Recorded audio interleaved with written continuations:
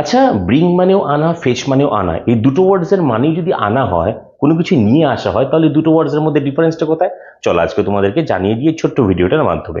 দেখো, ধরো আমি এখানে আছি, তুমি ওইখানে আছো। আমি তোমাকে বলছি please bring me the glass of water, তুমি আমাকে জলের গ্লাসটা এনে দাও। এর মানে হচ্ছে তোমার হাতের সামনে জলের গ্লাসটা আছে, তোমাকে জলের গ্লাসটা নেওয়ার জন্য অন্য কোথাও যেতে হচ্ছে না।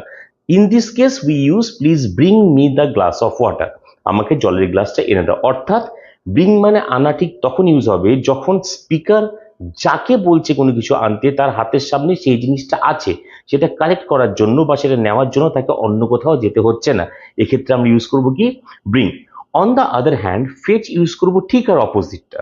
মানে কি, আমি ধরো তোমাকে বলছি প্লিজ ফিচ me a glass of water, মানে তোমার হাতের সামনে জলের গ্লাসটা নেই, তোমাকে কিচেনে যেতে হবে, একটা গ্লাস নিতে হবে, তাতে জল ভরতে হবে, তারপর তুমি সেটা এনে আমার হাতে দেবে, কারণ তোমার হাতের সামনে নেই। এই ক্ষেত্রে আমরা ইউজ করব কি? Fetch me a glass of water. আশা করি পুরো ব্যাপারটা ক্লিয়ার হয়ে গেল। এরকম আরো ইনফরমেশন পাওয়ার জন্য এখনই চ্যানেলটাকে ফলো করে নাও। Thank you.